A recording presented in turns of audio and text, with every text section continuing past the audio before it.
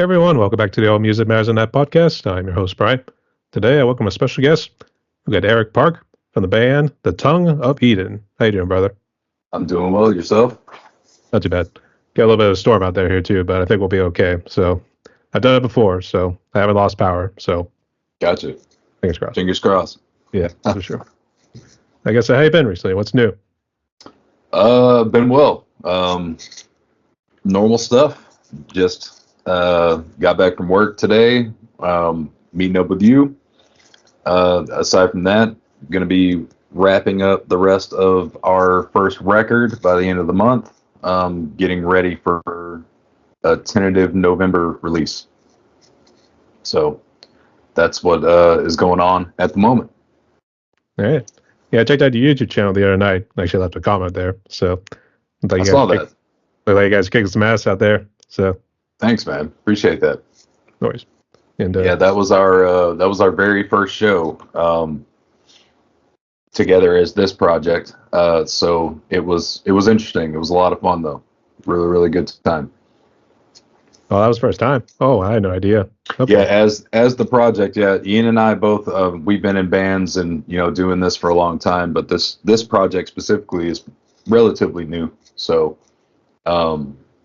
we weren't planning on really playing out until closer to the album release, and then obviously doing an album release show and stuff. But we had a pretty good opportunity that we wanted to capitalize on, and was fortunate and grateful to have that, and kind of put the gears turning a little faster than we anticipated, but it worked out. So That's pretty cool. I was gonna say you guys are kicking some major ass out there too. thanks, man. Just for being a two-piece as well. So that's pretty interesting. Yeah, that's been the biggest challenge, just figuring out how to route everything. The things that we recorded ourselves, but we're not necessarily able to play on the stage, aside from our normal parts that we play live. But yeah, we've got it all sorted now, and still learning a few things. So it's been a lot of fun. That's great to hear. And just to fill in the audience, I guess, so which part of the world are you hailing from? Texas, North Texas, around. I am actually outside of Denton, so about 45 minutes north of Dallas. Oh, I think I actually did know somebody. I was actually on a trip to England, Scotland not too long ago. I think there actually was a family that was from Denton, actually. Oh, really? Cool. Yeah. Small world. Yeah, it's a cool little college town. Big renowned music school, University of North Texas. So a lot of jazz cats come from this school. But yeah, it's a cool little spot. What about you? I'm actually in Steel City, Pittsburgh, PA. Oh, okay, cool. I do have to ask Denton, is that the one where North Texas is the university is at? Yeah, University of North Texas. Yep, and Texas Women's University is here also. Everyone's so used to the Longhorns. Oh, yeah, represent Right. Red River rivalry whenever it comes to it. So, yeah. We're going to touch more on sports maybe a bit later here too, but let's get to know more about the music at first. So Sure. okay.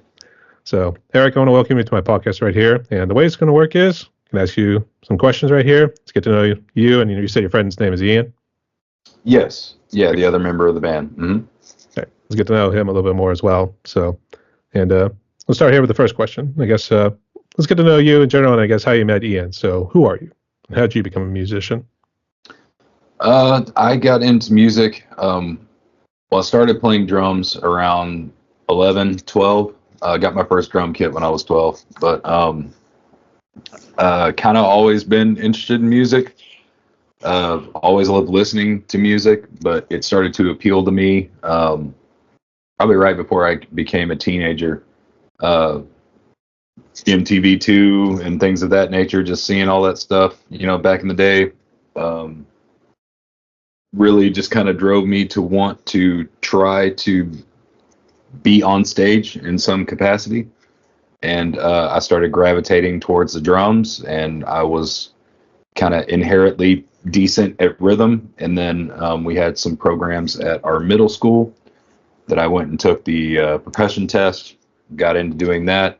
But that was really like a stepping stone for me to get into a drum kit. I wanted to play on the drum kit. I started getting into metal a little bit. That's where kind of all that started. Was I just always wanted to find the heavy music or just more intricate music appealed to me. Wanted to kind of figure it out. It actually started with Metallica, Master of Puppets, when I was in first grade. I heard that from a family friend, and he gave me a tape. And I'm 38, so it was already out. Actually, the year I was born, I believe. So, but anyway, I heard that. Didn't know what I was listening to, but was obsessed with it. Then found new metal, other various things, and then eventually the more extreme stuff. But that's kind of what led me here, in a very condensed package, I guess. That's that's it in a nutshell.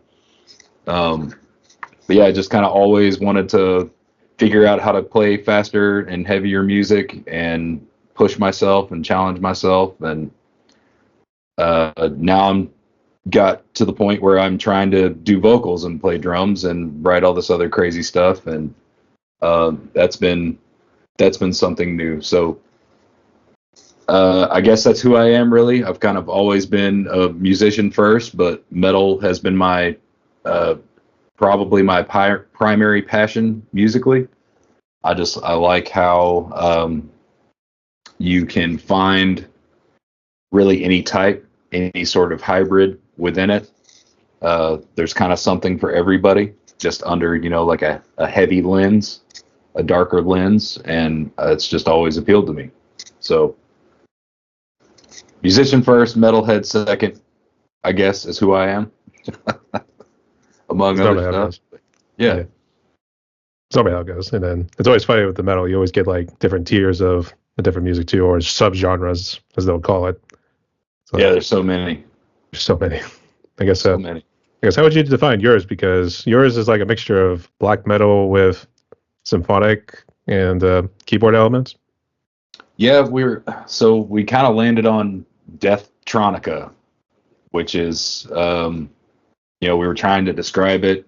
I got kind of tired of describing it as like a metal and EDM hybrid. I mean, because that's obviously what it is, but there's a lot more than that, right? Since the electronic voices are kind of more prevalent in our stuff, we thought that it was kind of aptly named, and then come to find out that's already a thing. So we're like, all right, well, I guess we're that. So it worked out. Hey, what do you know? Someone else said deathno, instead of techno, and I was like, Deathtronica sounds better to my ears anyway. But yeah, we're trying to just blend anything that will fit that sound, that has those voices, but takes from various parts of other metal genres that we enjoy. The record, kind of like you said, it goes through moments of where there's black metal parts, there's symphonic parts, there's various electronic elements. We have an outrun style song that we kind of built that way. We have a more synthwavy track. We've got some industrial sounding tracks. So we're really just trying to make it sound as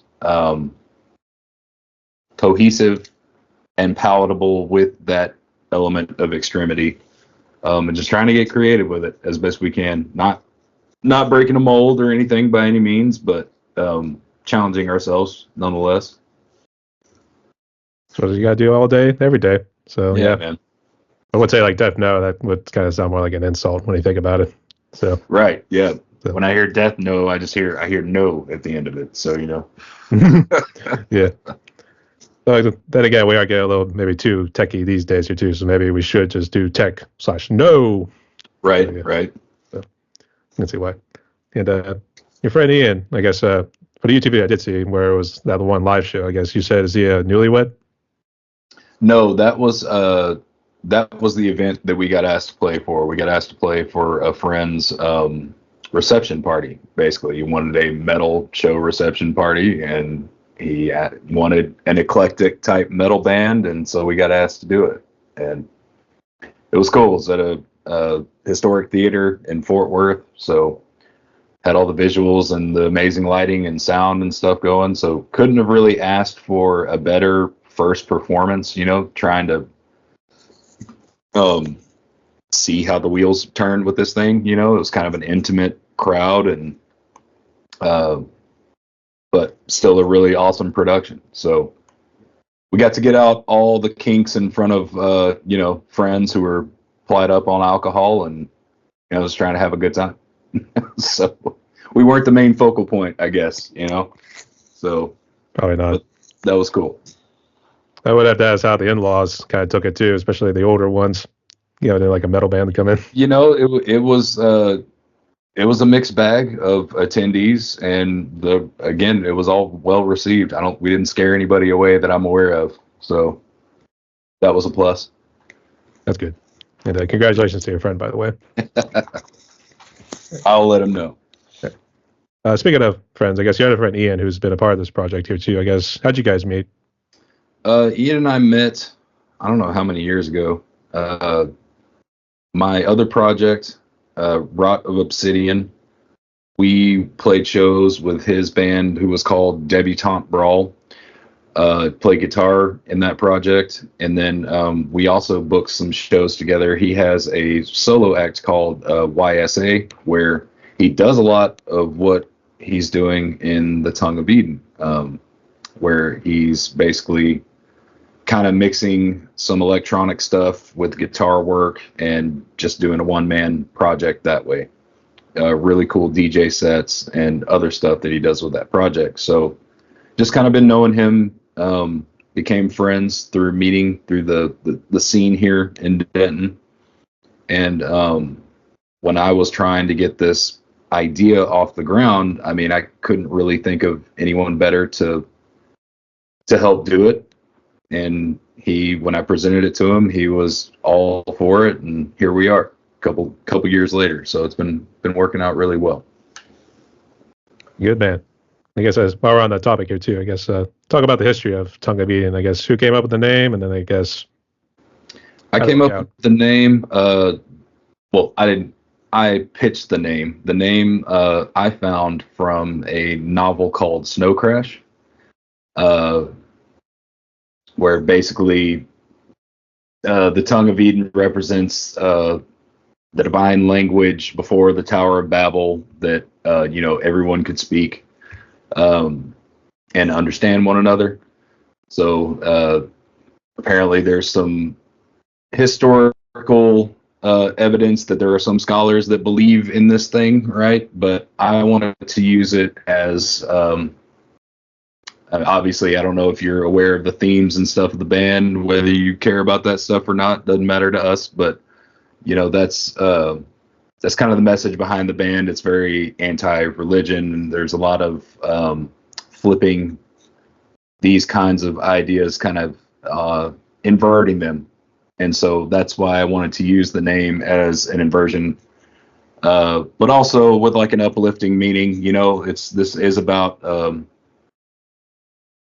humanism and things like that. It does have a positive message, but with kind of a sacrilegious package, right? So that's kind of where the name spurned. I thought it sounded really cool, and especially for our purposes, because music to me is kind of the language that everybody can understand. So that kind of ties in with it as well. But yeah, that's a little bit of a backstory on that name. I'll say it was like you're a D side at first. Yeah. Yeah. Yeah, I can see why. And just to fill in the audience real quick, I guess what role do you play? Are you just strictly a drummer and vocalist? And I guess what all does Ian do? So we both write and produce, engineer, mix, and master the stuff. What we do is we actually just kind of pass files back and forth until we get it to a spot that we like it as far as the arrangement, and then we'll go in and do the demos vocally. So I do a lot of the I'd say arrangement. I write the lyrics, drums, vocals, and then Ian does most of the shiny stuff. He does all the cool melodic stuff. Anything that has like a real voice, like I can fumble through that stuff, but I got to be honest, that's all Ian. So he is much better at the tonal stuff than I am. So we kind of just arrange them, and then what you saw live in that video is how we perform live. So I do the live drums, as well as my parts for vocals, and then Ian does.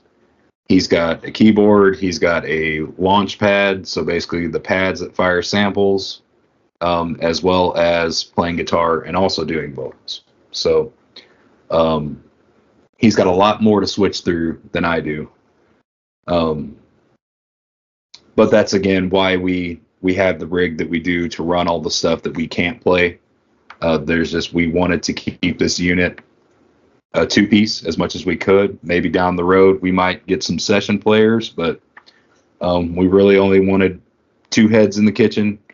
It's easier just for lots of reasons, and a lot more efficient, maybe, except for having to juggle so much on stage. but yeah, that's what we do. So we both equally share, I'd say, the writing, the production side, and then performance-wise, that's how we have it laid out currently.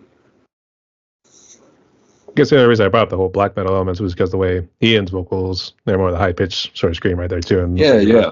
Like you were blast beating back there as well, so you were kind of pounding on the head pretty good there, as I would say. Yeah, man. Thanks. But yeah, that works out to our... that was kind of the whole idea, too. He has a higher register vocal. Mine's lower. I think they complement each other, so that's why we do a lot of kind of call and response stuff, or the gang vocal together. Because I've always loved bands that do that have either the one vocalist that has a range that can go between all the different mid-range highs, lows. But I love it when they both come together and complement each other at the same time. That's some of my favorite shit. It's almost like a Gene Simmons and Paul Stanley, except more in the metal world. Yeah. In a way. Absolutely. And I guess what was with the mask? Because yours was actually pretty interesting too. It was almost like sort of hieroglyphic in a way. I'm not too sure. It was like somebody got out of Bloodborne or something. That one video game I used to play way back in the day. But I guess what's with the mask? So actually, that's just a sigil that we wanted to make more like an emblem out of the lettering. It literally just says TOE. But we wanted to obviously make it look runic, make it look like a sigil, just as kind of a branding implement. But the idea there behind the helmet and stuff is that in this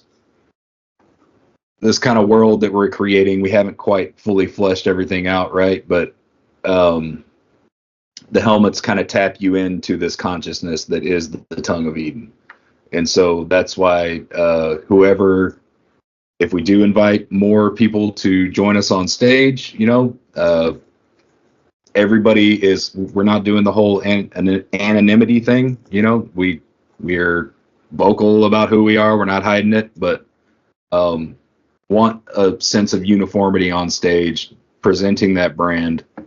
And we wanted to do it with LEDs, try to make it, as synthwave aesthetic as possible.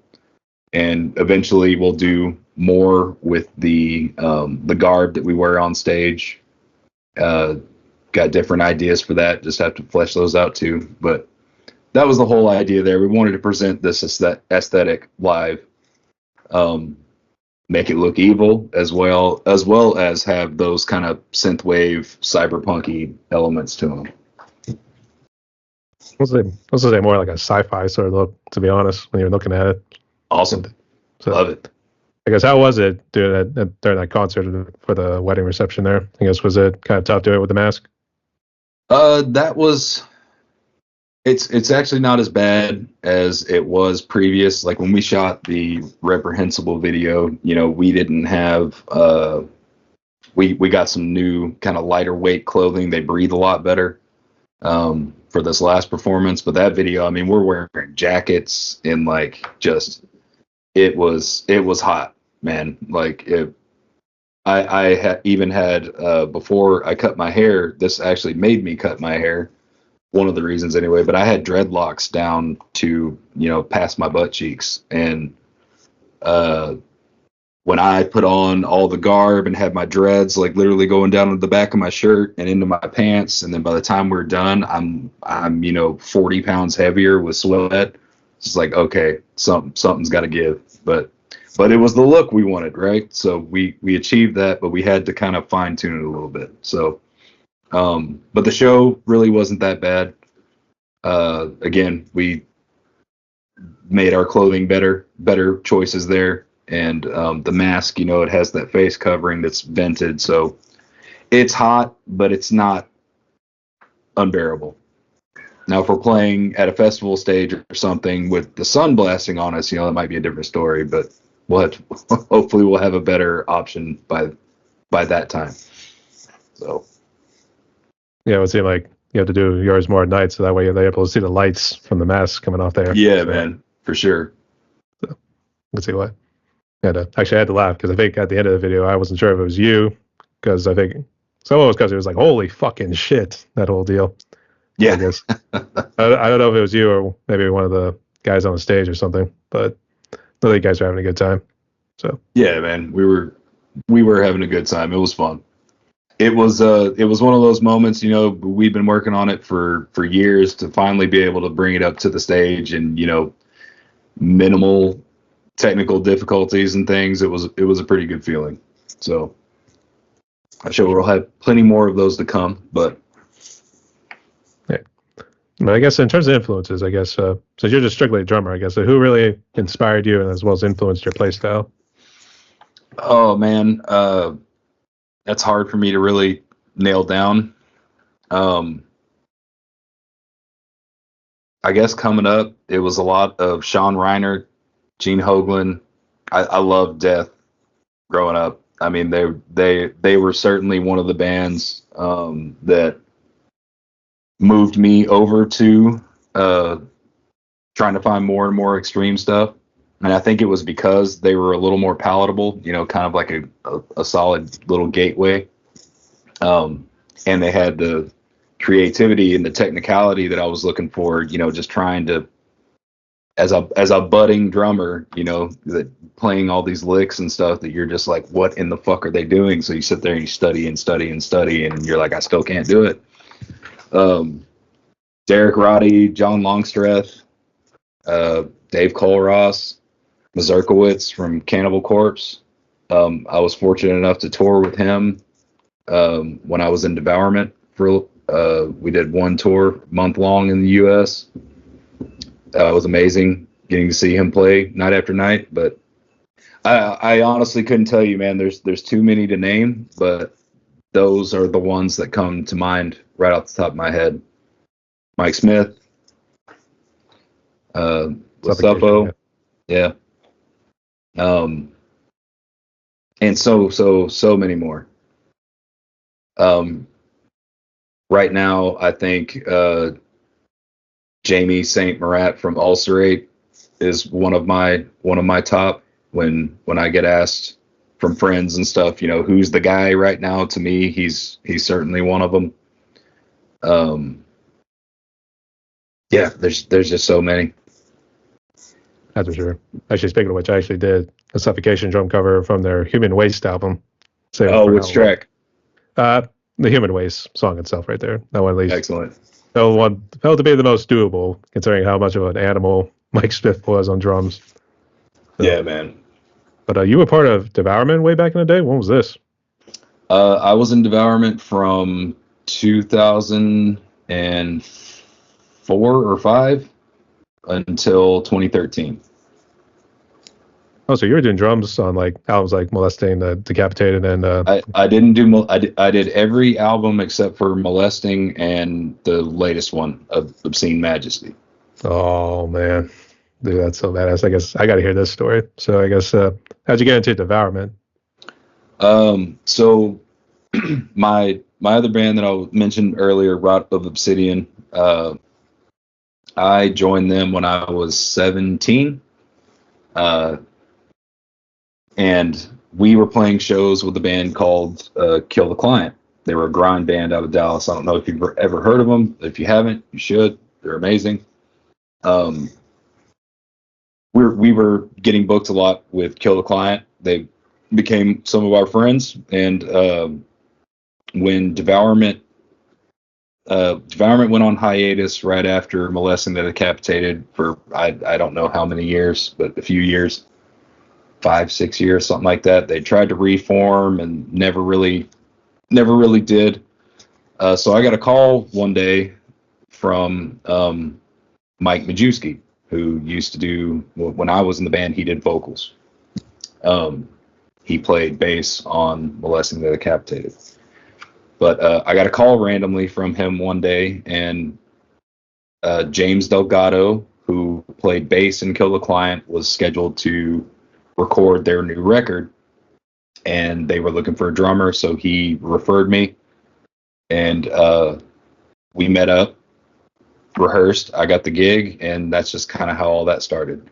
Funny thing about that, though, is the reason that I got referred, which I'm still appreciative of James for putting my name in the hat to this day, but they were actually looking at Chris, their drummer, first, but they didn't want to share Chris's time, so he offered up my name. Years later, Chris actually joins the band playing bass. So he actually joined Devourment playing bass. And then he went on to play guitar, and then he's no longer in the band, but anyway, he's kind of done everything except for drums in that band in some capacity. But he's just that kind of guy. He can play everything. But yeah, so I did 4 records with Devourment and some splits. One record we actually re-recorded it, but I still count it as 2 because it sounds vastly different from record to record. Did a lot of tours with those guys. It was a fun time. Learned a lot. Yeah, 50-ton war machine, like conceived in sewage. That's what it was. Yeah, man. We got to record that with Eric Rutan in Florida. So that was a gnarly time, dude. Definitely one of those like bucket list things that I'm pinching myself as it's happening, you know. But he was super cool. Love that dude. Great experience. Mr. Hate Eternal, and actually he used to be in Morbid Angel, right? He was alongside Off at one point. He did Morbid, and then Hate Eternal, obviously, and then now he's doing Cannibal. Yeah, guy keeps himself busy. So he's a badass, man. He's just such a good dude. Such a good dude. An amazing player. That's good. I guess do you stay in touch with Eric and I guess also the guys from Devourment just to see how they're doing every now and again? Yeah, I touch base with. I haven't seen Eric in many years. It's probably been 6-8 years since I've seen him. We recorded that record in 2012, I think. With him, it was either 2012 or 2013. It had to have been 2012. Anyway, I saw him on tour one time with Hate Eternal. After that, and every now and then, a brief text or something like that. The Devourment guys I stay in contact with. I still consider those dudes my brothers. I love seeing them still out killing it, But yeah, man, still stay in touch with those guys as much as I can. It's really actually a funny coincidence because I listened to Devourment way back in the day, but it wasn't really my cup of tea of metal. I was always more into like the Dying Fetus and Misery Index sort of style of music. Yeah, oh yeah. And believe it or not, they actually played a song from the Molesting the Decapitated album. And it was Festering Vomitous Mass. Festering Vomitous Mess, yeah. It was. Yep. They played it on the radio. So, yep. So unfortunately, it was not you on drums, but still. It was kind of what got me back into Devourment just for a little bit because I'm thinking, I keep seeing this album here too. Let's just listen, see what it's like. And it's like, heavy. I'll give it that. So yeah, man, it's definitely got a sound of its own for sure. especially that record. That record gets the most praise, and for good reason. It was especially at the time, there was nothing sonically that really sounded like that, in my opinion. It That was was a lot just intense. That whole thing, yeah. yeah. So yeah, and that's why I was so shell shocked, when I got the call because I was a big Devourment fan before I joined, and fuck, these are some big shoes to fucking fill. And now I've gotten to know Brad. He's back, the drummer who recorded Molesting, basically started the band, and he's now back with the band. He came back to the drums after I left, and super, super cool dude. So it's been nice to keep in touch with the Devourment family. Because why did you leave? Was it just a little too much to handle in terms of touring? No, actually the opposite. I wanted to do more. We were having to turn down a lot of stuff. I don't want to get into it too much, but there's kind of some internal things, and we all didn't see eye to eye on certain things, and there was an opportunity for me to leave, really. And as much as I didn't want to, I thought it was the best option for me. So it's just kind of the way that it happened. But still look back at all that time fondly. That's good to hear. That's Didn't at the moment. Yeah. Not that particular time, no. That was a bad moment. So, which we tend to want to put that in the back of our mind, but absolutely. So, actually, I remember doing a drummer. It was his name was Travis Orban. He actually played with Periphery and Sky Eats Airplane way back in the day. Okay. So it's actually cool getting some of these stories here too, because actually I had no idea that you actually did drums on like albums like Conceit and Sewage, and I think it was Unleash the Carnivore was another one. Yep. It was Butcher the Week. Yep. Okay. That's the one we did twice. So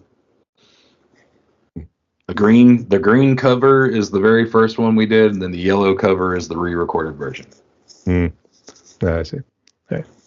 The green cover did not have Chris on it playing bass. The yellow cover has Chris on it. Oh, I see. That's when he stepped into the band. I see. But excellent work nonetheless there, mate. So great job. Thanks, man. And I guess, did you form Tongue of Eden like during COVID, or I guess as it started to kind of like wane a little bit here too? As it started to wane, it was actually an idea for many years before I ever brought it to Ian. Me and some friends, we kind of had an idea for something similar. It's nothing like it is now, but it was kind of like pipe dreamy type ideas. We get hammered at the bar and talk about things that we could do that would be fun to do musically. And I kind of, during COVID, I wanted to kind of take it serious, because I started to, I used to intern in some studios back in the day, but I never really took it much further than that, just because at that time, in order to have the gear to do all this stuff, it was mad expensive. Or in order to get an internship that actually went somewhere in a studio, took many, many, many years. Anyway, I didn't stick with it. And so during COVID, I started to kind of focus on that. Things became more affordable. So I was like, okay, I'm going to build my home studio and start kind of ramping this up. And I tried to get, the friends that I was pipe dreaming with, to really bite down on it, but they couldn't do it. They really didn't have a lot of interest in it. So I'm like, okay, I'm going to take some of these things and turn it into this other thing. And that's kind of where it all started, with their blessing, of course. So yeah, I guess you could say it started during COVID. But Ian and I officially started it November of 21. So been a little over, what is that? Almost 3 years. I said just about, depending on like what month it was, but yeah, 3 years to be exact. So, but I was leading to this question here too, I guess. So how bad did COVID impact you personally, family wise, and I guess if you want to elaborate anything else music wise, go ahead. Man, it certainly impacted me in some negative ways, but musically for sure. But it was positive for me in others. Um, so the way that it impacted me negatively musically was Rot of Obsidian was we had just released an album November 2019. And we were ramping up, playing a lot of shows, wanting to do a circuit for the album and just kind of keep the ball rolling. It's kind of something that project, not to go too far into it, but that is certainly a project that once we all get the ball moving, it seems like there's something that just knocks it back down the hill, right? And so this was the biggest one that we've experienced because this record was wonderful. We had just introduced a friend to the band. He joined the band playing violin. Brand new sound, playing badass shows, wanting to start routing for some tours and things. And then again, that was November 2019. So obviously COVID starts.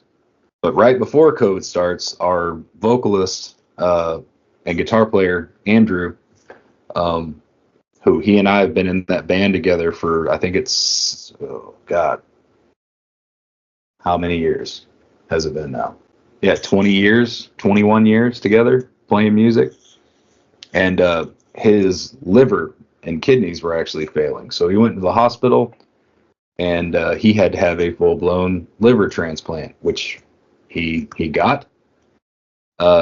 He's happy and healthy now, probably the healthiest he's ever been, but that was going on, then COVID, and it was a lot. And Rot of Obsidian still hasn't really recovered from that. I don't think. We've all just kind of had to reorganize our lives a little bit from that, and people have taken on different jobs, families have grown, and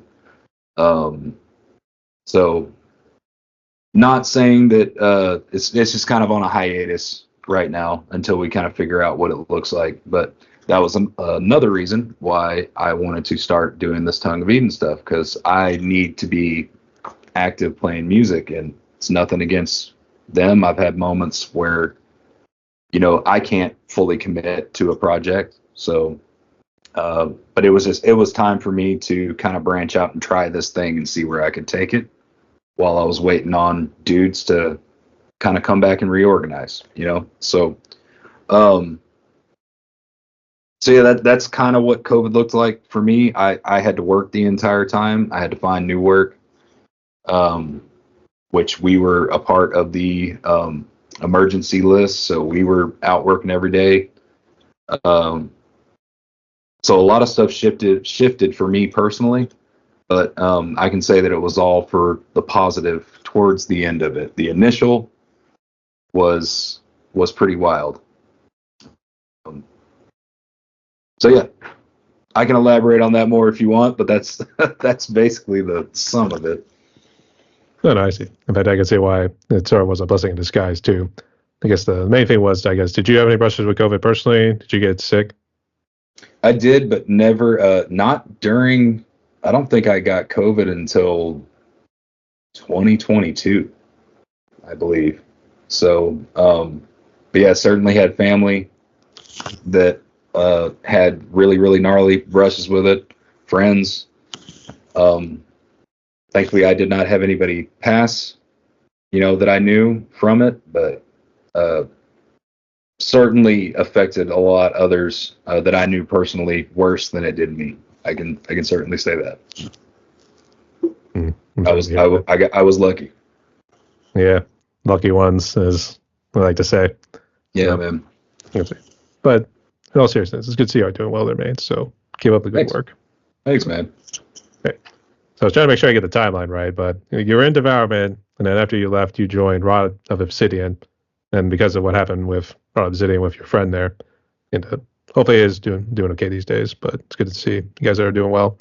Then he eventually formed Tongue of Eden. So, okay. So I was your timeline's correct, except excuse me.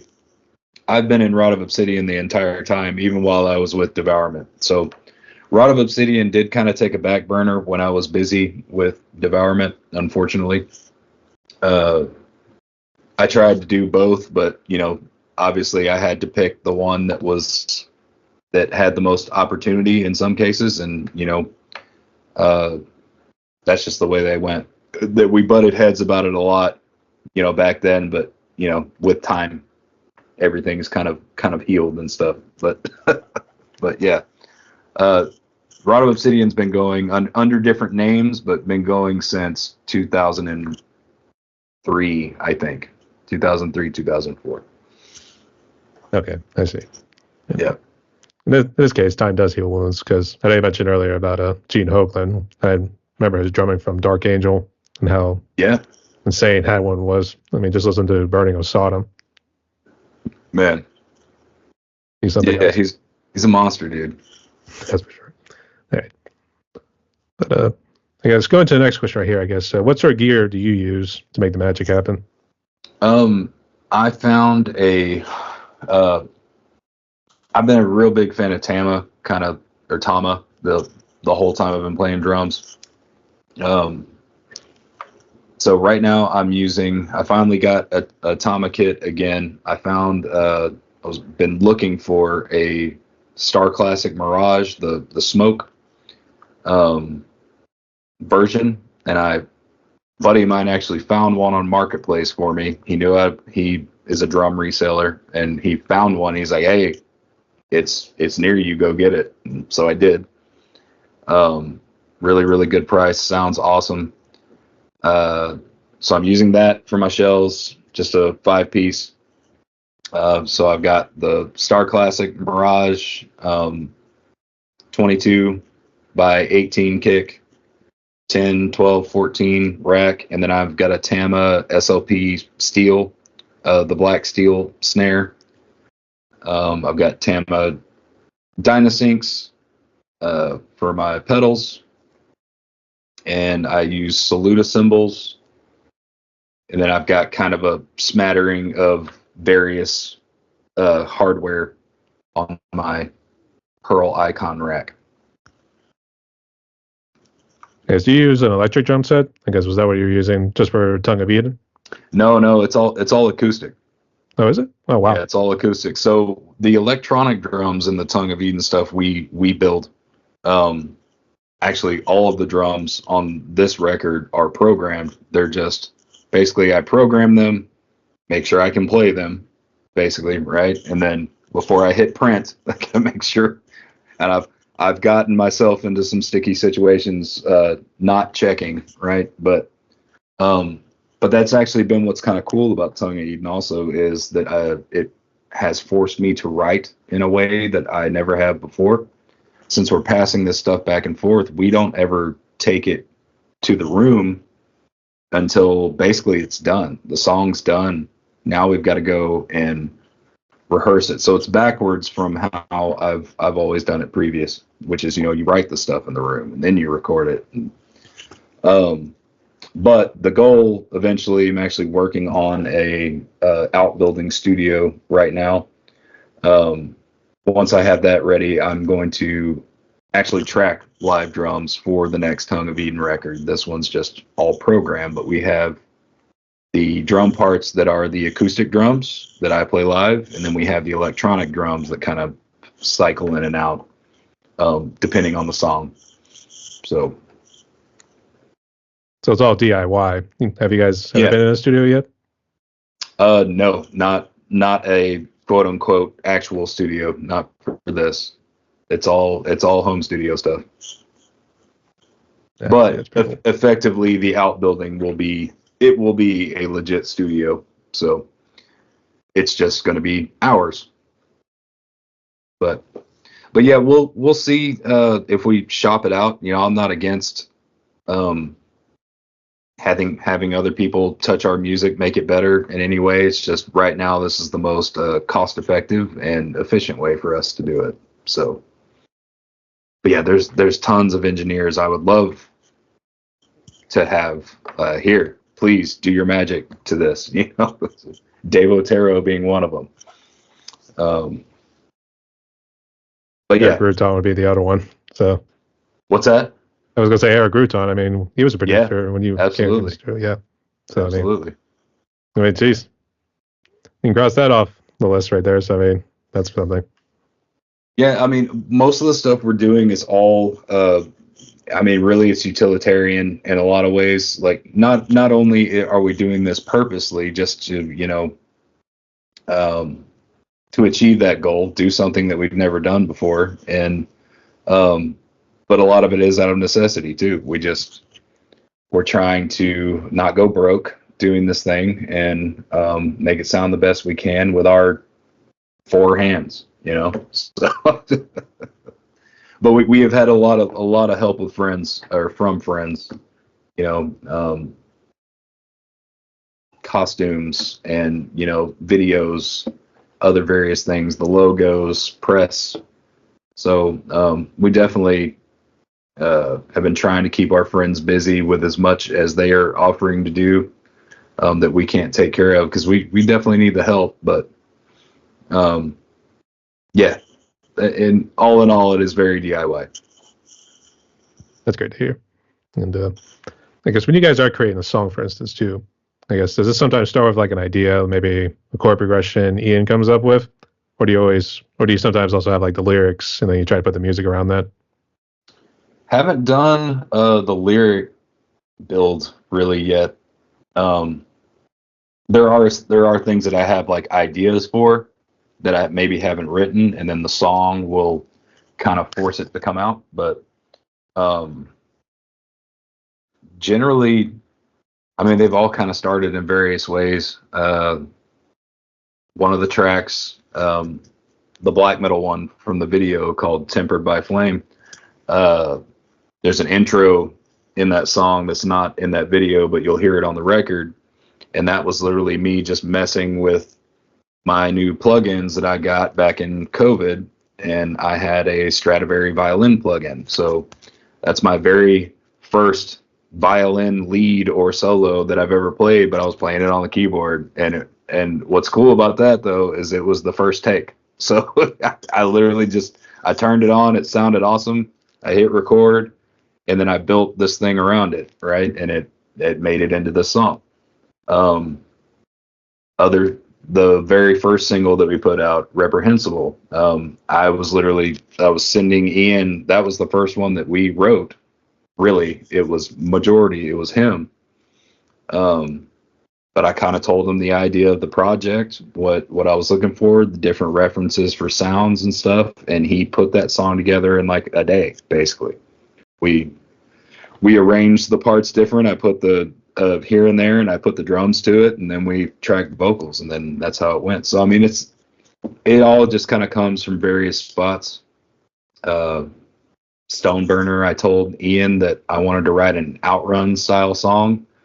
That one I did say, I want it to be about this, or I think I even pitched him like, okay, imagine, you're driving in a fucking car in like a 80s like Knight Rider style, chase scene, and that's so I couldn't really tell you an outline of how we do it, but I enjoy the variety, I guess, 'cause and it's cool to be able to just go like, hey, I have this really stupid, shitty idea, and he goes, all right, cool, let me try to make that work, or vice versa. Um, Lyrics, I when we were trying to finish up the record, I would ask Ian same kind of thing, like, hey, what does a song make you think of? And he would tell me, and I'm like, okay, I'm going to try to use that as a platform to write around. And so I hope that answers your question. But No, that's good. That's good. It's more of improvise. That's what I yeah, get at it's just too. So it's worked out so far, just kind of pulling from all angles, I guess. we're musicians, remember? We improvise. So Yes, yes. that's what I was getting ready to say. Mozart ain't got shit on me. So that's a great job nonetheless here too. And it's always funny when you get it done like in one take. Because I also do drum covers, and I always laugh when I get like a song on, like the first take. In terms of, like It's wild. it is wild. Mainly more so with like the whole video, everything. To be honest, too, from Yeah. different angles. So Well, I think it's even harder doing it, when you know you're being filmed, like at least, at first it can kind of be hard to get over that mental block. The red light syndrome, I guess, when record's being hit. But I don't know. It's one take stuff always happens when you least suspect it, I think. You can go in prepped 100 hours for something, and then you hit the record button, and it just sounds awful. And then the one time you're fucking around, you're just like, let's see, and you nail it. It's just it doesn't make any sense. No, you're right. It always happens to me. I think I always tense up when it starts recording. It's like it's not just three eyes; it's now a million eyes staring at you. To be honest. Yeah, So, it feels that way for sure. So let's see why. And you were also kind of delving into the lyrics, but I guess so. What sort of themes do you guys talk about in your lyrical content? Again, it mostly anti-religious themes, but again, for the sake of just human progression, I guess. We talk about indoctrination a lot. Again, inverting some of these things. One of the lyrics I took, it's called "Rest the Kingdom," one of our newest single, and I kind of took imagery from a series that I've been reading called Red Rising, which is like sci-fi fantasy, just hundreds and hundreds and hundreds of years in the future, mech suits, armor, all these, intergalactic wars and stuff. And it's really, really, really wild. But I tried to kind of incorporate that imagery and also write around a Bible verse and just kind of use that imagery inside of that, as far as, cadences and things of that nature, and pulled from it. But it's meant to be uplifting, even though for some it may not be, but it is for the sake of like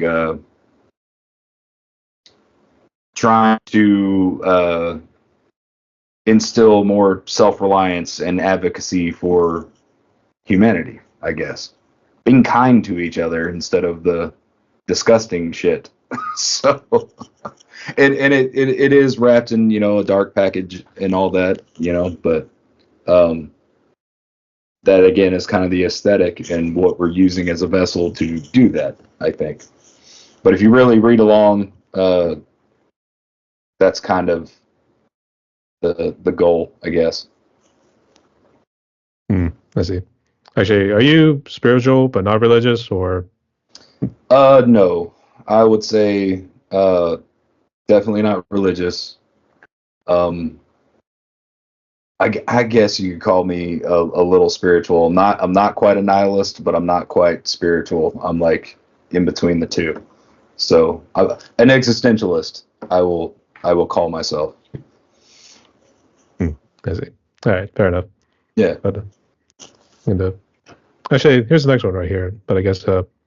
Seeing as you play with development, I guess you guys see like how touring has been in general here too. But I guess what challenges did you face in the past, and like what you do to overcome those, and what challenges do you face today being in tongue of being? Oh man. Musically, the challenges. Yeah, musically, I guess maybe if you also want to feel like mentally too, because I imagine there was a lot of mental Sure. taxation. Yeah. Back in those days, man, the challenges was really like not to be hungover all the time, because that was, and I was way younger then, so I bounced back a lot quicker. But alcohol definitely affected me then, more so than I realized. And now that I do not drink as much, spend way more time out of the year sober than I have in a long time, the past probably at least 15 years. That has become somewhat of a challenge, just because I'm kind of raw dogging everything, and for lack of a better description, I never really drank before I played or anything like that, but it would be, I would be stone cold sober or hungover up until we play, and then right after that I'd be in party mode. So I'm trying to be a lot more responsible with the opportunities that I'm given now, because I certainly wasn't then. I don't want to say I took anything for granted, because I didn't, but I definitely treated it far more as a celebration than like actually like, all right, get the work done, then we celebrate. I kind of blended the two a little bit more. So that has its challenges for sure, because I got to learn how to do this without that. And then just staying in shape. I mean, again, back then, I was eating like shit. I still eat like shit, but I eat better than I did then. Certainly put on a lot more weight. Bones are creaking. It's just trying to be able to not only uphold my end of the deal with drums, but then also vocally, and being in shape to do all of that. And then that's a challenge. Getting up on stage in a costume is a challenge for me, like trying to be this imposing figure and stuff. Like, I have a lot of imposter syndrome about that. Like, this is something I want to do, but I'm not that type of person really, like, just in day to day. Some people love getting dressed up and getting into character and all that stuff, and it's really not me, but I do like it for this, and I think that it has a purpose for this. So that's been a challenge too, is getting over that kind of imposter syndrome with myself on stage.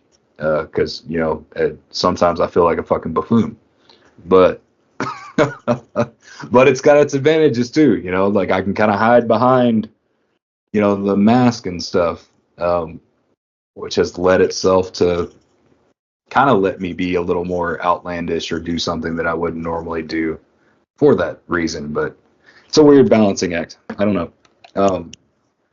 That, and I have more responsibility now than I ever had back then. I have children, family, and pretty solid day job that allows me to do this. So I certainly have a lot more to hold on to right now that I don't want to lose. So I'm trying to be really, really sure-footed as I go along. So I see. No, that's pretty damn good too. And actually, I know you talked about nu metal earlier in the interview, and back then, or something, I know they still do it to these days, but I think back for like Mudvayne, for instance, when they do all the makeup, I think their drummer Matt McDonough, he talked about how it was kind of like a disassociation from, in this case, I don't want to say human identity, for instance, because I was like, now you're somebody else entirely, just with the makeup on. So yeah. In your case, it's kind of breaking apart from Eric Park. You're not Eric anymore. Now you're this guy in Tongue of Eden. So yeah, and that's I'm not quite there yet, but I'm getting there. Trying to anyway. I think we'll have to form like a league afterwards, to be honest. Yeah. So, League of Metal or something like that. Right. So I don't know. Hey. But thanks so much for sharing that too. So yeah. I can also say, and I guess how I was gonna say, like, I thought at first you were kind of sober, but I guess now you've been just kind of, you're able to get yourself moderated. I guess, did you have to go to like AA initially? No, that was one of the things that COVID helped me with. I did not have access to, because I would never be home unless I was with my son on my scheduled time with my son. I would never be home. I would be out at the bars or what have you, and so that kept me from doing that. It allowed me to kind of reflect internally and realize what was important, what I needed to do to fix it, and so that was another positive thing that came out of that time for me. So. Absolutely. Actually, the funny thing was, I haven't stopped completely, but it's literally maybe a couple drinks every other month. Like it hadn't been a lot, so which is crazy if you had known me 4 years ago. 5 years ago. So come a long way. Yep. Sorry to interrupt right there, but I was kind of jumping into this right here because I remember No. when Black Dahlia Murder, they were doing the Ritual album way back in the day. They were kind of showing like a behind the scenes where you just outside, like in the studio, kind of performing this and that. Like they were just constantly like eating out at somewhere. I think they desperately went to like a Waffle House maybe at midnight or something. And you just think too, man. It was like, man, these guys are having fun just going out eating and then just go do some music. So unfortunately, I think it creates a real bad illusion that that's what the music life is like. Yeah. So It is certainly not glamorous.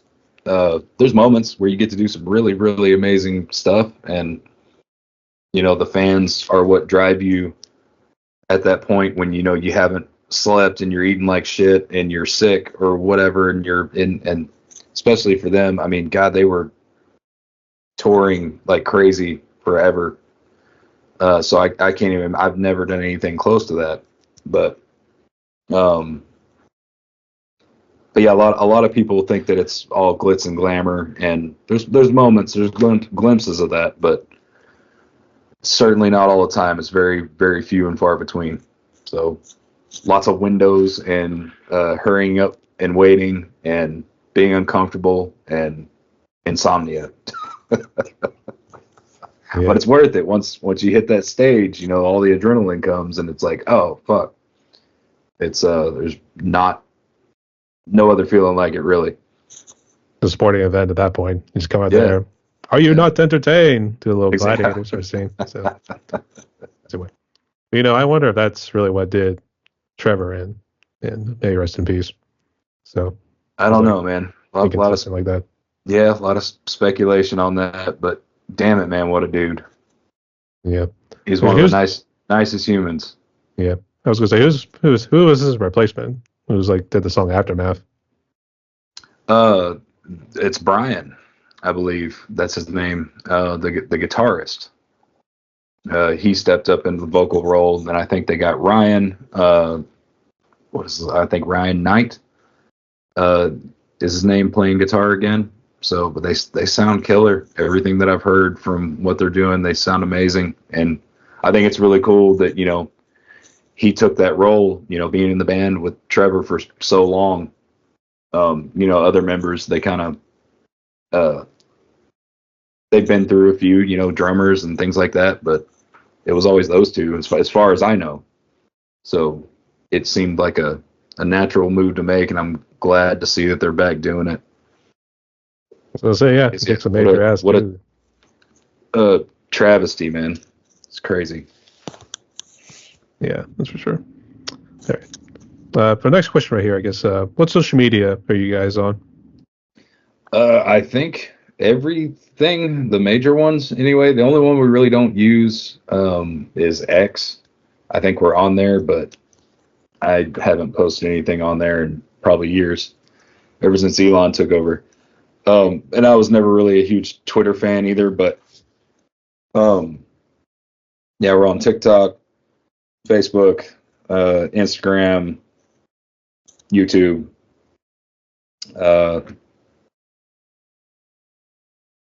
Yeah, those are the major ones that we use anyway. Are there any that we should be using that we're not? I was going to get to streaming. I don't know if you guys are on Bandcamp or if you use DistroKid to get you. We are on Bandcamp. Yep. Yeah. Yeah, and we've been using CD Baby for our distribution. So just want to pause, make sure you didn't want to say anything else there, but I was kind of leaning to this for the musicians on social media, and I guess in your neck of the woods as well here too. I guess, so what advice would you give to them? To the musicians? Yeah, I guess also from your experience being in the environment too. I guess. Oh man, maybe get that lucky call. Yeah, it's hard because I guess I'm kind of getting back into this mode, but say yes to as much shit as you possibly can.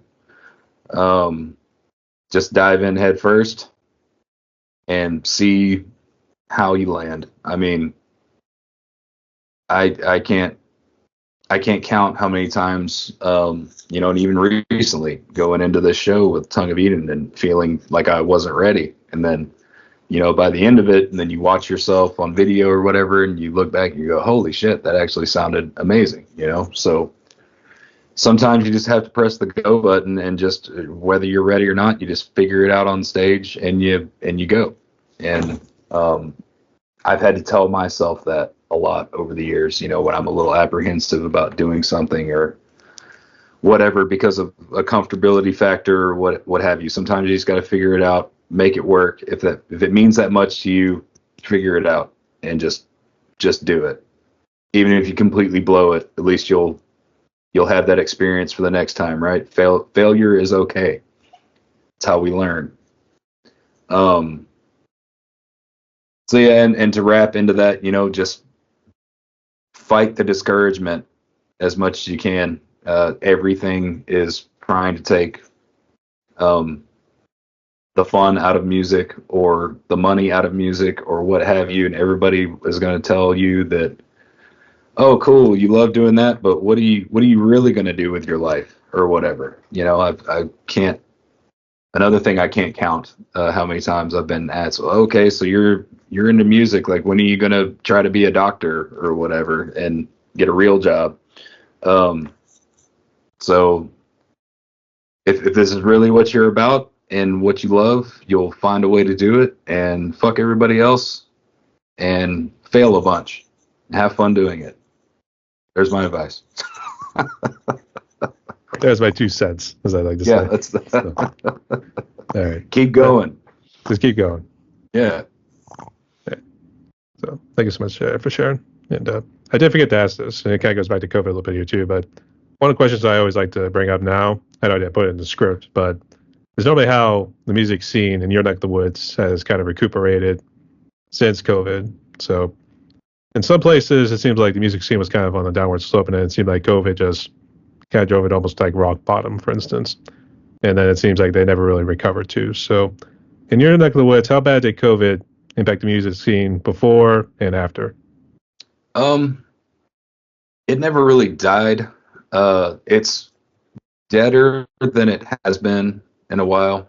But again, Denton having, you know, University of North Texas here with the music school, there's kind of always gonna be music here, but it's certainly, there's a lot less venues, a lot less newer bands that are being formed here. But on the flip side of that, the venues that did stick around or, you know, were maybe renovated during that time, they're getting stronger than they maybe were previous, at least a handful of them. So I don't know. I think it's a give and take thing for sure. The culture here, the music scene and stuff like that, it's lacking, maybe more than it was, you know, 10 years ago, 5 years ago. But I am starting to see a ramp. I'm hoping we'll see more festivals and stuff here have the same kind of impact that they used to. Dallas, I couldn't really tell you just because it's Dallas is kind of the same way. It's kind of always ebbed and flowed. And you can even see it, you know, on tour packages where when Dallas is hot and it's vibrant, you know, you'll see all the tours hit DFW on the weekend, and then when it's not, you'll see them hit DFW during the week. So it's right now it's kind of in between, I think. So, but yeah, definitely we saw a lot of venues shut down, but more opening back up. The ones that are still stuck around, they've revamped and in a lot of ways gotten better. So I'm optimistic for sure, and feel fortunate that I'm in an area where, you know, worst case for me to get to a venue to go see a really rad band come through on tour is maybe an hour, you know, so that's not too terrible. That's good to hear. So I was going to say maybe it could be the light and then be the revitalization. Yeah, there. I mean, trying to at least revitalize myself and get back out there. But yeah, I'm always a big fan of eclectic bills and stuff, and especially with our style, that's kind of our goal is to not just play with extreme metal bands. We want to kind of get some weird bills together, try to get some varieties of people out, cross promoting. But yeah, hopefully it just stays on the up and up. Yeah, that's for sure too. But good luck out there, mate. Yeah, make us proud and say that. So Appreciate it, man. no worries. But Eric, we appreciate the questions. You're pretty good. So here, let's jump to the phone ones. Ready? Okay. All right. So start here with favorite food first. So I guess what would you consider is currently your favorite food? Because I think taste buds tend to change after a while. They do. Man, I've been eating a lot of pizza and burgers really here recently. Pizza, burgers, Mexican food. That's kind of always my go-to indulgence. So, and nothing really specific. I haven't been cooking a lot here lately just because of basically all my free time outside of normal work has been dedicated to either the kids or to the band stuff. So, yeah, we've been eating out a lot, and it's been a lot of pizza, burgers, and Mexican food. So, all the healthy stuff.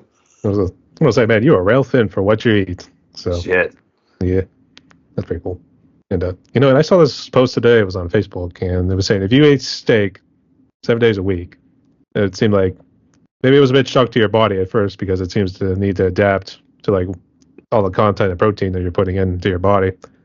But it seemed like it would make you awake and more alert, and then maybe full of energy when you woke up in the morning.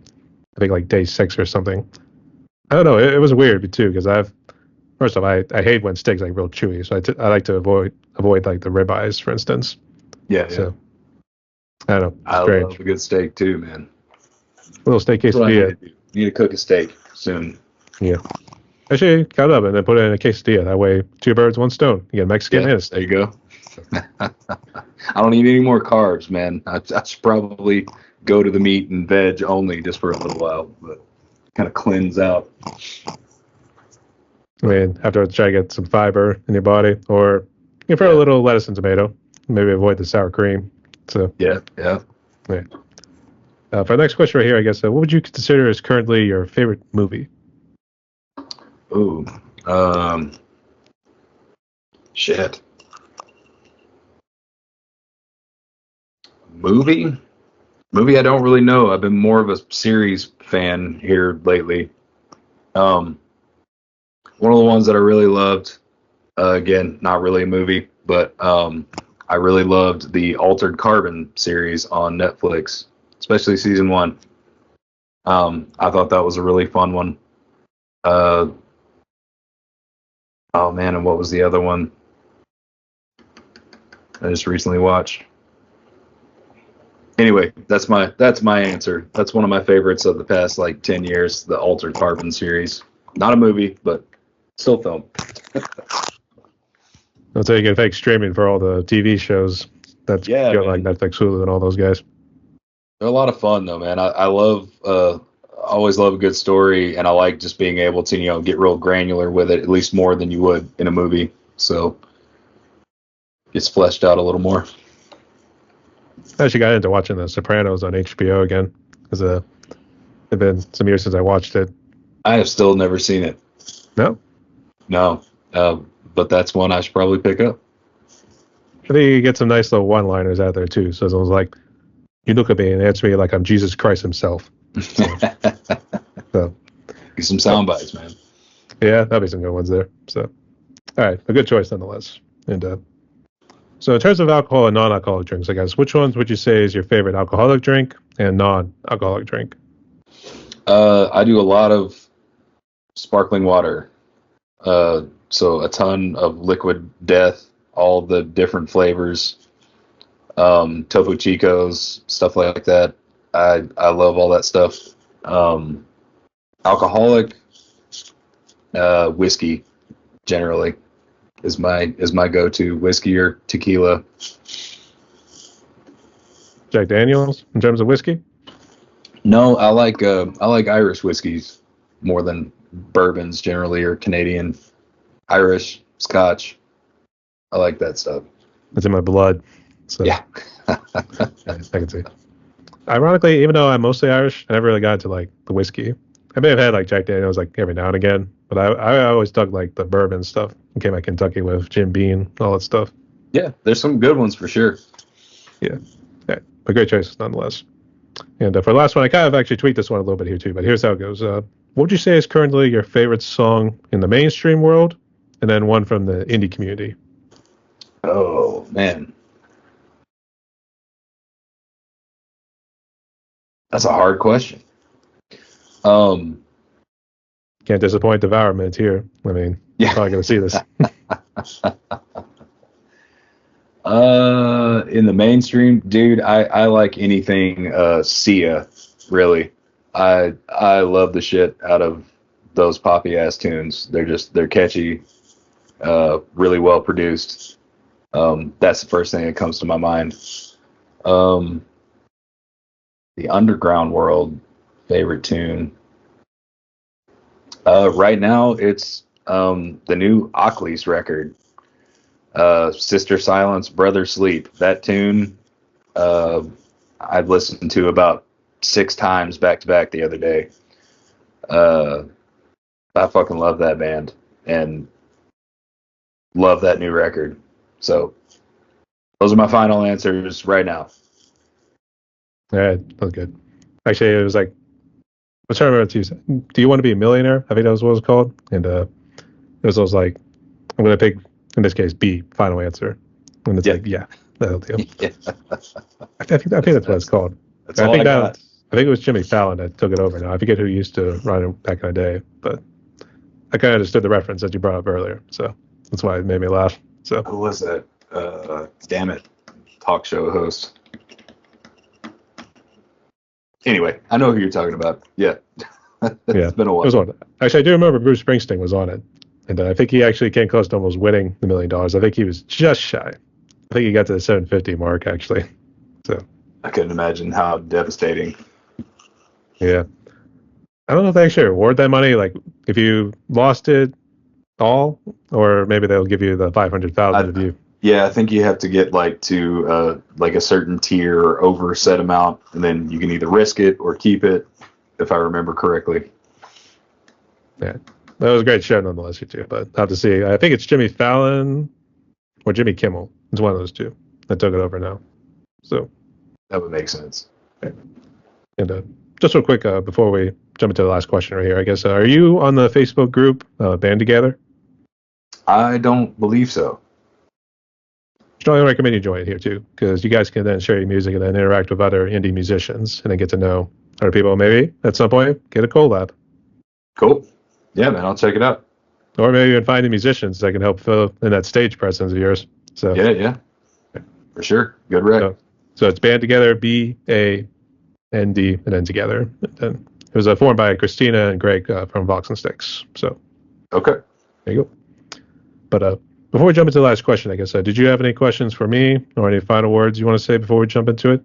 I don't think so, man. I think we covered most of it. It's been fun though, for sure. That's for sure. But I think this one's going to test you right here. So let's see what you got. But here's how the last question goes. So given what COVID's done, obviously it seems you've been pretty blessed. You weren't impacted, maybe a little sick here and there, but you came out better and stronger. And hey, you and Ian formed a kick-ass group, Tongue of Eden. But for those musicians and people who've been impacted by COVID or anything else in their lives, what's their message of hope could you give to those people who are struggling and maybe see how they can push forward in the post-COVID world? Oh, man. Kind of the same thing as earlier. You just gotta keep going. That's really the best message of hope that I can bring, is just try to keep going. Do the best you can. You're still alive. So another shot to figure out something new, to make it better, or that's really all I got. That is a tough one.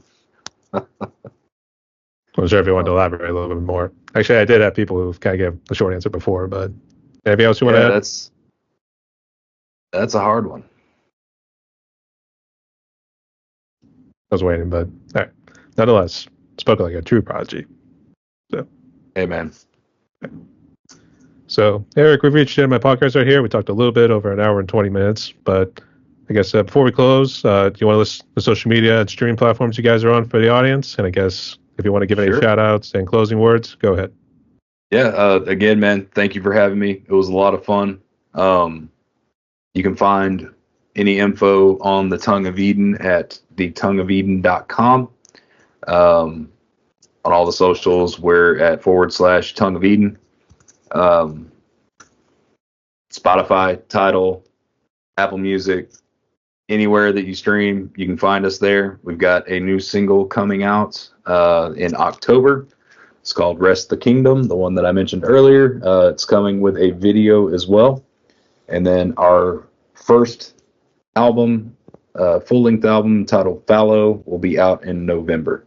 And we'll have, obviously, the dates and stuff for all that on our socials. But, yeah, y'all come follow. Check us out. Drop us a line. All right, sounds good. So, to close out like this, everyone, my guest today was Eric Park. He's hailing from the big state of Texas, up there in the panhandle of Denton, the town of Denton. And he's part of the group Tongue of Eden. So make sure you go check him out. Also support him and Ian as well. These guys are kicking some major ass, and follow them on the YouTube channel, which you said is also based off the name. It's Tongue of Eden. Yep. The Tongue of Eden. The Tongue of Eden. So, all right. They heard it from Eric right here. So, Eric, wish you all the best going there for their mates. So you stay safe because it's a crazy world out there. Rock on. Hey, Brian, I appreciate you, man. You take care. You too. Bye, bud.